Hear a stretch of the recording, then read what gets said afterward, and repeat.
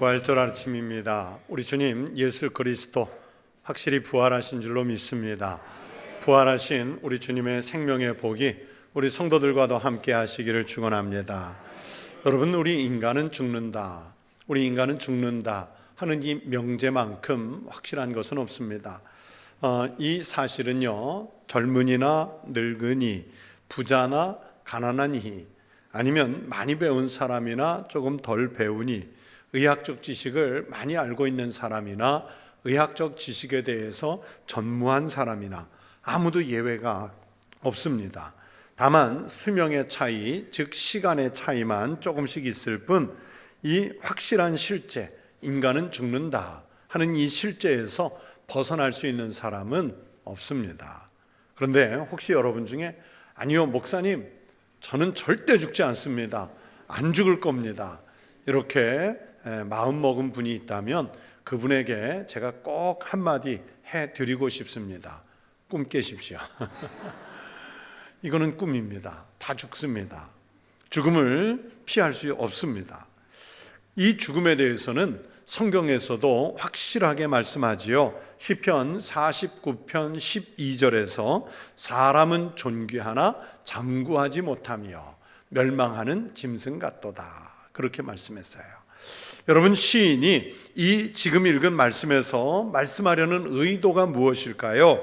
이 땅에 생명을 갖고 살 때는요, 사람과 짐승의 생명의 가치에 차별이 있어요. 여러분, 그렇지 않습니까? 영혼을 갖고 사는 인간과 영혼이 없이 동물적인 본능을 따라서 사는 짐승과 그 삶의 가치 자체를 비교한다는 것 자체가 우리 인간들이 생각하기에는 참 어리석은 일 같아 보여요. 우리가 사람의 가치를 감히 짐승과 비교하지도 않을 뿐더러 설사 비교를 한다고 하면 여러분, 짐승에 비견되는 그 사람이 얼마나 기분이 나쁘겠어요. 그러나 죽음 앞에서는 사람이나 짐승이 차별이 없습니다. 즉 짐승도 멸망할 것이고요, 사람도 같이 죽습니다. 그래서 시편 49편을 쓴 고라 자손이라고 자신을 밝힌 시인은 사람이 살아있을 때는 존귀하지만 그래도 장구하지 못해요. 아무리 존귀해도 장구하지 못하고요, 그래서 인생은 한계가 있다고 말씀해요. 인간은 오래 살고 싶은 욕망에도 불구하고 영원히 살 수 없습니다. 인간의 생명이 결국 멸망할 짐승과 같다는 이야기는 인간이나 짐승이나 다 똑같이 죽을 예정인 것을 말하는 데에 이건 하나도 틀리지 않는 아주 정확한 표현입니다. 그래서 어떤 철학자는 인간은 태어나는 순간부터 죽음을 향해 가는 기나긴 죽음의 행렬에 뛰어든 것이다, 이렇게 말을 남겼어요. 여러분, 그렇죠? 우리가 태중에서 나와 이 땅에 출생하는 그 순간부터는 이제는 죽음을 향해서 달려가는 거예요. 독일의 아주 유명한 신학자인 에밀 브루너라는 박사님은 모든 길은 로마로 통한다는 말이 있지만 모든 인생의 길은 무덤으로 통한다는 사실은 참으로 두려운 인생의 지리학입니다 라는 말을 남겼어요. 여러분, 죽음은 이 학자의 말씀처럼 아주 깊은 심연이며 아무도 그 길에서 되돌아오지 않는 미지의 길이며 또 끝없는 공포요, 모든 것을 허무하게 만들고 우리가 지금 살면서 누리고 있는 이 모든 것과 이별하게 만드는 것이 죽음이에요. 모든 인간이 죽기 때문에 죽음이 불가피한 측면도 있지만 그러면서도 죽음은 모든 것을 잃어버리게 만들기 때문에 한편으로는 인생을 참 허무하게, 인생을 참 무의미하게 만들기도 하는 게 죽음이에요. 그러나 여러분, 우리 그리스도인들에게는 죽음이라는 것이 무조건 다 잃어버리는 것이나 그렇게 염세주의자들처럼 무의미한 것, 허무한 것이 아닙니다. 완전히 끝나 아무것도 없는 그런 상태가 아닙니다. 죽음은 다른 것과 연계가 되어 있습니다. 우리 주님 예수께서 십자가를 통해서 죽음을 맛보셨습니다. 그리고 기독교의 복음은 예수 그리스도께서 죽음을 이기고 부활하신 은혜를 통해서 그 능력을 나타내는 거예요. 그래서 사도 바울은 오늘 본문 14절에서 이렇게 말씀하지요. 그리스도께서 만일 다시 살아나지 못하셨으면 우리가 전파하는 것도 헛것이고 또 너희의 믿음도 헛것이고 그렇게 말씀하잖아요. 헛것이 되는 거예요. 바울의 말씀처럼 만약에 부활이 실제로 일어난 사건이 아니라면, 여러분, 즉 부활이라는 것이 정말 없는 것이라면 우리가 지금 이 자리에 앉아서 함께 수백 명이 드리는 이 예배, 이 부활을 선포하는 이 예배는요, 뭡니까? 오늘 우리는 무슨 집단 체면에 빠져서, 저와 여러분이 집단 체면에 빠져서 정말 쓸데없는 일을 하고 있는 것이겠죠. 부활이 없다면 가장 쓸모없는 일을 지금 하고 있는 거예요. 주님의 부활이 없다면 여러분, 우리가 성찬을 통해서 주님의 살을 받고 주님의 피를 받는 예식을 하는데 부활이 없다면 이게 무슨 의미가 있습니까? 그냥 선생님의 죽음을 기억하는 제자들이 모여가지고 아주 단촐한 제사 지내는 것과 같은 그런 의미 말고 뭐가 있겠어요? 우리가 예수 그리스도를 죽은 자 가운데서 살리신 그 하나님을 모른다면 우리는요, 진노의 하나님, 무기력한 하나님이나 경배하는 이상한 사람들의 모임이 될 거예요. 교회가 그런 데가 될 거예요. 그래서 여러분, 다시 한번 확실하게 말씀을 드립니다. 우리가 믿는 예수님은 죽음의 권세를 이기고 부활하셨습니다. 주님의 부활을 믿으십니까? 주님의 부활을 믿는 성도가 되시기를 축원합니다. 그래서 여러분, 제가 부활절 예배가 드릴 때면 꼭 한 번씩 인사하게 하잖아요. 오늘도 한번 옆에 있는 분에게 고백해 보세요. 우리 예수님 부활하셨습니다. 네. 우리 예수님 부활하셨습니다. 여러분, 이 고백이 변함이 없는 신앙의 고백이 되시기를 축원합니다. 아무리 많은 사람들이 야, 그래도 어떻게 죽은 사람이 다시 살 수 있냐, 그렇게 도전을 해와도요, 여러분, 부활을 믿지 못해도 예수 그리스도는 부활하셨어요. 내가 너무나도 확실히 알고 있는 것을 다른 사람이 아니야, 그런 일 없어, 그럴 수가 없어, 이렇게 말하고 다 덤벼들면 이거 참 답답하죠. 내가 아무리 설명을 하려고 해도 더 잘 설명이 안 돼서 믿어주지 않으면 답답할 때가 있지 않습니까? 그리고 그 듣는 사람이 믿어주지 않아도요, 일어난 일을 안 일어났다고 부정할 수는 없는 노릇이잖아요. 이미 일어난 사건을 안 믿는 사람이 잘못이지, 여러분, 그것을 믿는 사람을 탓할 수는 없습니다. 부활이 너무나도 분명한데 여러분, 이것을 무슨 논리나 학문적으로 또는 의학적으로 설명할 일이 아니죠. 믿음을 가진 사람만이 확실하게 고백할 수 있습니다. 부활은 그렇게 분명하게 그리고 선명하게 일어난 하나님의 사건입니다. 그래서 이 부활 신앙은 우리 그리스도인들에게 특별한 의미가 있어요. 어떤 의미가 있습니까? 오늘 이 본문 성경의 말씀을 통해 함께 생각하면서 여러분과 한 3가지 정도 은혜를 나누려고 합니다. 첫째, 부활 신앙은 하나님이 주시는 생명, 이 생명이 죽음의 세력보다 더 강하다는 것을 가르쳐 주세요. 하나님의 생명이 죽음보다 훨씬 강해요. 20세기 가장 유명한 조직신학자 가운데 한 분인 독일의 판넨베르크라는 박사님이 있는데, 그분의 인간론에서 이런 언급을 했어요. 인간은 이 세계와 죽음을 넘어서 자기 운명의 최종적인 실현을 희망하는 미래를 향하여 열려진 존재.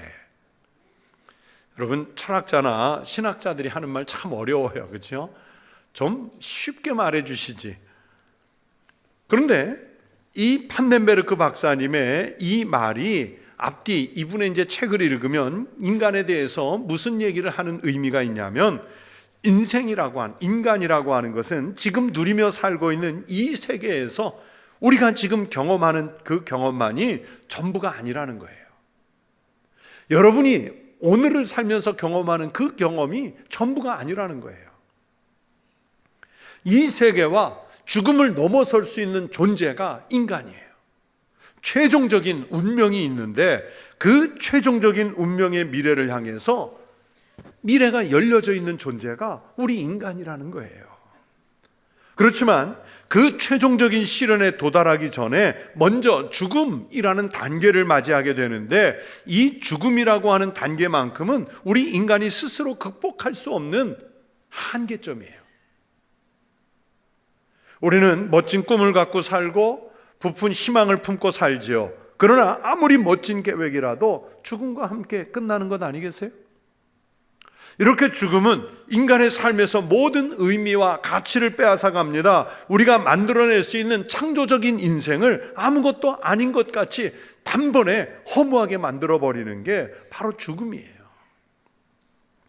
그런데 이 절대적인 절망, 허무의 죽음에서 새로운 시작을 알리는 우리의 미래를 열어주는 그 소식이 있는데, 이 소식이 뭐냐면 바로 예수 그리스도의 부활 소식입니다. 그리스도의 부활은 죽음이라는 것을 이겨내신 선언이고요, 성도들 인생의 마지막이 아니라는 거예요. 그래서 이 죽음이라는 것이 결코 우리를 하나님과 그 사랑으로부터 단절시킬 수 없다는 것을 이 예수 그리스도의 부활이 보여줘요. 여러분, 그리스도인이라고 해도 죽어요? 참 금년에도 장례를 정말 많이 치르는데요, 여러분, 교회 다니는 사람은 때가 되면 다 죽고, 아니 안 죽고, 교회 다니는 사람들은 그냥 때가 되면 죽고, 그러면 세상에 교회 안 다닐 사람 누가 있겠어요? 교회를 다니나 교회를 안 다니나 죽는 것은 똑같아요. 그러나 안 믿는 사람들과 다르게 우리 그리스도인은 홀로 고독하게 허무하게 희망이 없는 상태에서 저주를 받으며 죽지를 않아요. 캄캄한 죽음의 세력이 우리를 붙들어주는 하나님의 능력과 사랑의 손길이 여러분 더 강하지 않습니다. 이 죽음의 세력이 하나님보다 절대 강하지 않아요. 예수님께서 우리를 위해서 십자가에서 대신 죽으셨기 때문에 우리가 다시 살 길을 열어주셨습니다. 그래서 주님의 부활은 죽음으로부터 분리시키는 것보다 훨씬 더 강한 능력을 가지고 있어요. 부활이. 그래서 성도 여러분, 여러분에게 죽음이 다가와도 두려워하지 마십시오. 부활을 믿으십시오. 부활을 믿는 성도들은 죽음의 공포와 두려움을 이길 권세를 갖게 되는 줄로 믿습니다. 우리 하나님의 사랑이, 우리 하나님의 생명이 우리가 맞닥뜨릴 죽음보다 훨씬 더 강하다는 것을 믿는 성도들이 되시기를 축원합니다. 또 둘째, 부활신앙은 여러분 하나님이 만물을 창조하시고, 즉 창조주이시고 그 만물 창조하신 것을 주관하신다는 사실을 다시 확인시켜주고 있어요. 그리고 부활을 부인하는, 하나님의 창조를 부인하는 그 폐쇄적인 세계관을 깨트리는 게 바로 부활의 권능이에요. 여러분, 옛말에 남대문 안 가본 사람이 남대문 보고 온 사람이 이긴다는 말이 있어요. 그렇잖아요. 이 무슨 뜻입니까? 보지 못한 사람이 보고, 여러분, 이 보지 못한 사람이 보고 온 사람의 말을 안 믿고요, 그냥 자기가 우겨대면, 야, 남대문 그런 데가 아니야, 막 그러면서 우겨대면 여러분, 보고 온 사람이요, 안 보고 온 사람 이겨먹을 수가 없어요. 이 우겨대는 사람을 어떻게 이기겠습니까? 우리가 살다 보면 그런 경험 종종 하잖아요. 중세시대에 갈릴레오가 우주를 연구하면서 그 당시에 폐쇄적인 세계관을 깨는 그 천체 물리학을 발견해요.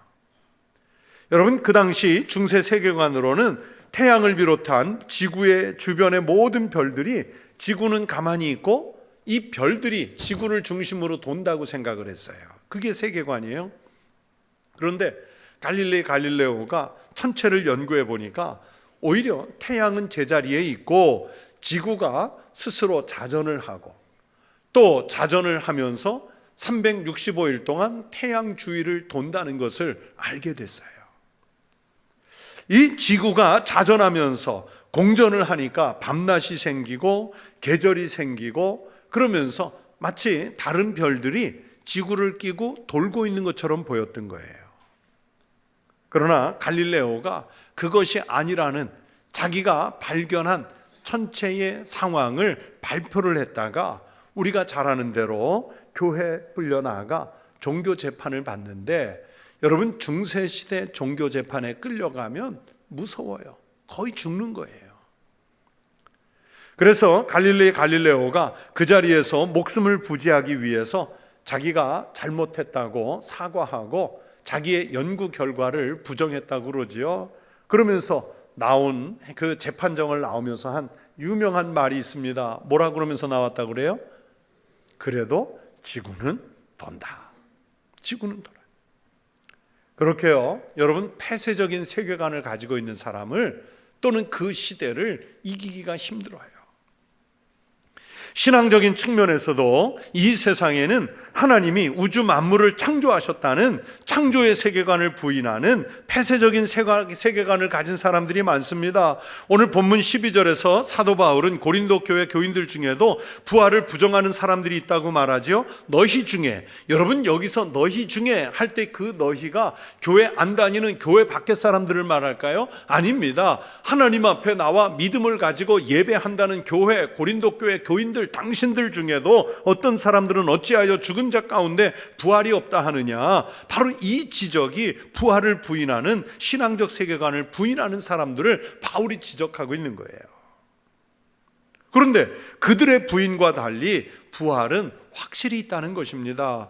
부활은 그런 불신의 세계관을 깨트리는 믿음을 주지요. 무슨 말씀인가 하면 부활을 믿지 않는 사람들은 무조건 자기들의 경험, 이성, 지식 이런 세계관이라는 울타리에 갇혀서 우리가 상상하는 것보다 훨씬 더 큰 세계관이 있다는 것을 알지 못해요. 아무리 똑똑하고 많이 공부하고 사람들에게 영향력을 끼치는 사람이 됐다고 해도 부활 너머에 있는 그 세계를 알지 못하면 그 사람은 여전히 좁은 세계관에 갇혀 있는 폐쇄적인 인간입니다. 부활이 없으면 교회가 소용이 없어요. 부활이 없으면 천국교회가 무슨 소용이 있고 또 교파니가 무슨 소용이 있고 그리스도인이라는 이름이 무슨 의미가 있겠어요? 부활은 생명을 창조하신 분이 주님이시고 우리의 생사를 결정짓는 분도 주님이시라는 사실을 증명합니다. 그래서 부활을 믿는다는 것은 하나님의 창조 주권을 인정하는 거예요. 사도 바울은 예수님의 부활은 과거에 지나가 버린 일회적인 사건이 아니라 앞으로 일어날 사건의 시작을 알리는 위대한 출발이라고 가르쳐 주시는 거예요. 여러분, 그렇게 주님의 부활은 마감된 것, 끝난 것이 아닙니다. 미래를 향해서 열려진 사건이에요. 즉 예수님의 부활은 앞으로 우리가 참여하게 될 새로운 생명, 부활의 몸을 예수님께서 잠자는 자들의 첫 열매로서 마치 시범을 보여주시듯이 우리에게 먼저 보여주셨던 거예요. 그래서 여러분, 죽음이라는 것이 인간에게는 극복할 수 없는 한계일 수 있지만 하나님에게는 죽음이 한계일 수 없습니다. 왜냐하면 하나님은 영원하신 분이고 어떤 상황에서도 생명을 창조하실 수 있는 창조주이시기 때문에 그렇습니다. 저희 가족 4식구가 모여서 이야기를 하다 보면 가끔 죽는 이야기를 할 때가 있는데요. 뭐 무슨 집에서 죽는 얘기 하냐 하는데 정말 가끔 해요. 그때 저희 부부가 아이들에게 부탁하는 게 있어요. 너희 부모, 엄마 아빠가 혹시라도 하나님 앞에 언제 부름을 받으면 절대 무덤 만들지 마라. 무덤 만들지 마라. 그렇게 미리 부탁을 다 해놨어요. 여러 번 얘기해놨어요. 왜 무덤을 만들지 말라고 했을까요? 2가지 의미를 담고 있습니다. 아이들에게도 설명했는데, 하나는 그 무덤을 만들어 놓고 과거에 연연하지 않기 위해서입니다. 뒤돌아보는 일보다는 하나님께서 앞으로 베풀어 주실 그 생명의 은혜가 훨씬 더 크기 때문에 그 생명을 바라보자는 거예요. 그리고 또 다른 하나는 지금 입고 있는 이 신체가 없어도 주님은 우리를 부활시키실 것이라 하는 것을 믿는 믿음 때문입니다. 어차피 흙으로 돌아갈 몸인데 그 흙으로 돌아갈 그 죽은 시신을 보존하기 위해서 너무 힘쓰지 마라, 너무 에너지 쓰지 마라 하는 뜻에서 그 얘기를 하는 거예요. 여러분, 흙으로 돌아가 없어진 몸은 부활 못합니까? 아무것도 없는 상태에서도 주님은 부활시키실 수 있잖아요. 그래서 그 부활을 믿기 때문에 그 소망으로 그렇게 하는 거예요. 목사님이 그러니까 여러분도 무덤 쓰지 마라, 그런 뜻은 아닙니다. 쓰시고 싶은 분은 쓰셔야지 어떻게 하겠어요. 그냥 우리가 그렇다는 거예요. 천국에 대한 믿음이 있고 부활할 것이라는 믿음이 있기 때문입니다. 만약 몸이 없어서, 그 무덤에 들어가 있는 몸이 없어서 하나님이 우리를 다시 부활시키지 못하신다면 그 하나님 참 능력 없는 하나님이세요. 우리 인간은 부활시킬 수가 없지요. 인간이 그 부활시킬 수 없다는 게 능력의 한계예요. 그러나 부활은 어떤 형편에서든지 하나님에게 한계가 없는 일입니다. 영원하신 하나님은 무엇이라도 부활시키실 수 있는 분이라는 것을 믿습니다.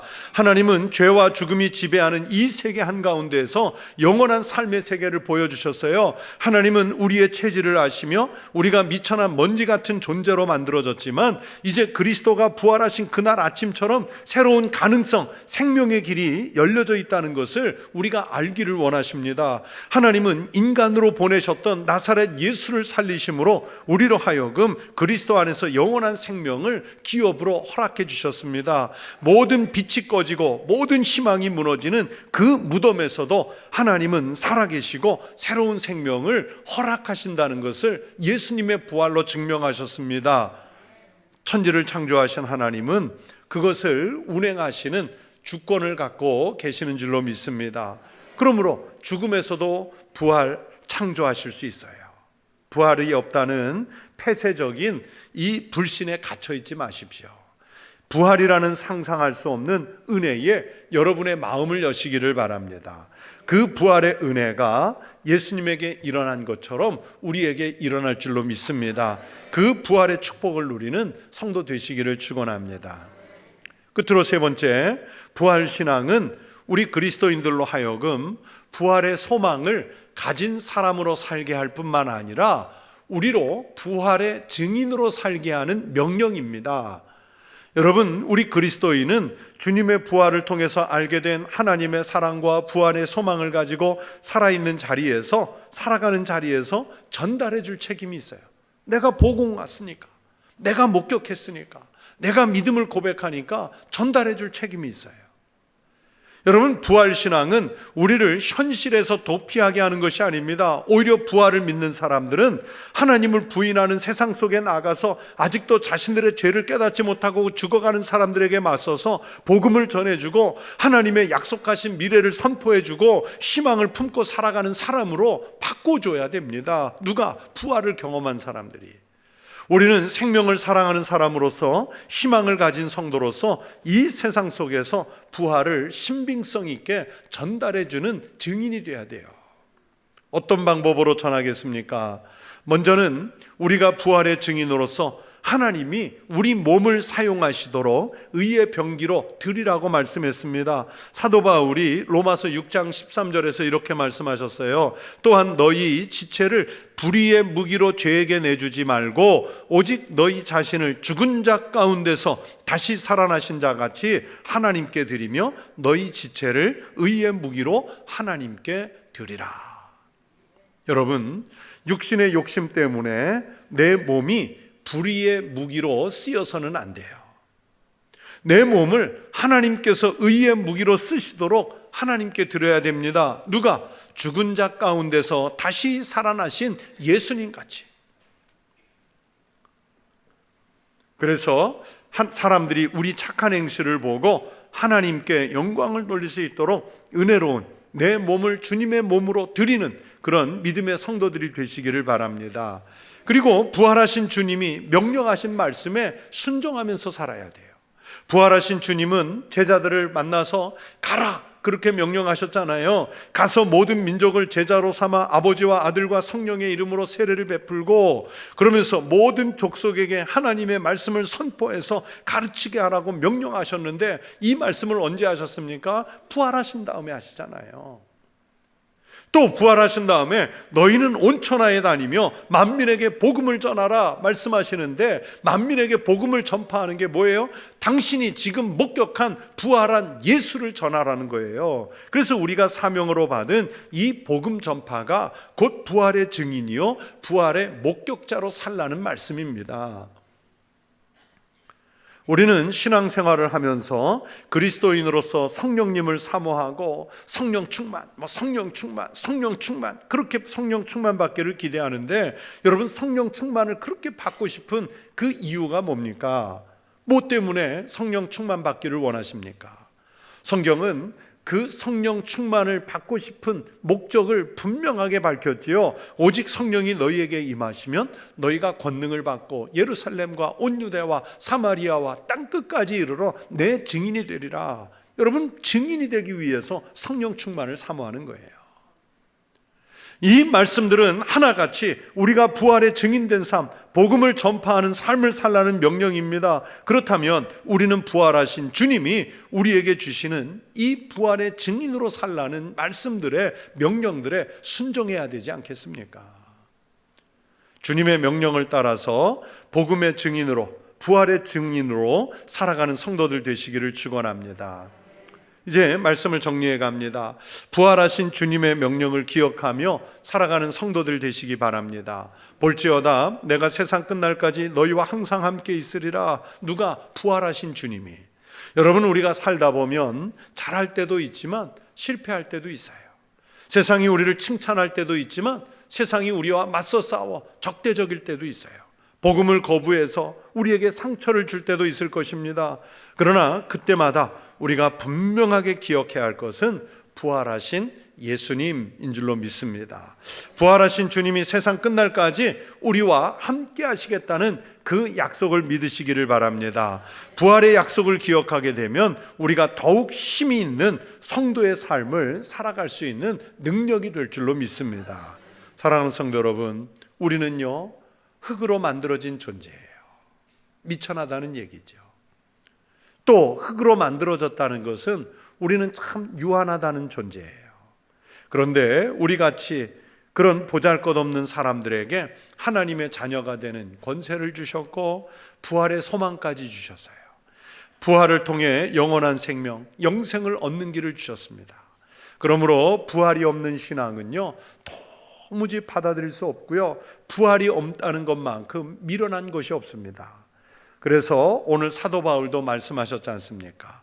만일 죽은 자가 다시 살아나는 일이 없으면 주님도 다시 살지 못하셨을 거예요. 만일 그리스도의 부활이 없으면 우리의 믿음도 헛되고 우리는 여전히 죄 가운데 있을 거예요. 만일 그리스도의 부활이 없으면 우리는 이 세상에서 정말 불쌍한 사람들이 되고 말았을 것이라고 성경이 말씀하시지 않습니까? 그만큼 부활에 대한 확신을 성경이 말씀해 주시는 거예요. 그렇게 오늘 성경의 말씀처럼 부활을 확실하게 믿고 세상 속에 나아가 부활의 증인으로서 살아가는 우리 청북교회 성도들이 되실 수 있기를 주의 이름으로 축원합니다. 기도하겠습니다. 하나님 아버지, 독생자이신 우리 주님 예수 그리스도께서 십자가에서 죽으시고 무덤에 갇히셨으나 잠자는 자들의 첫 열매로서 먼저 부활하셔서 우리도 부활의 소망을 품고 그 부활의 증인으로서 감격적인 삶을 살아가게 해주셔서 감사합니다. 죽음을 능히 이기신 창조주이신 하나님, 그 하나님의 은혜에 기대어 우리도 부활의 소망을 품게 하시고 죽음을 이기게 하여 주시옵소서. 그리고 이 땅에 살면서 위축된 인생이 아니라 세상 누구를 만나든지 어느 곳에 가든지 어떤 형편에서든지 내가 경험하고 목격한 증인된 부활의 삶을 살게 하여 주시옵소서. 예수님 이름으로 기도하옵나이다. 아멘.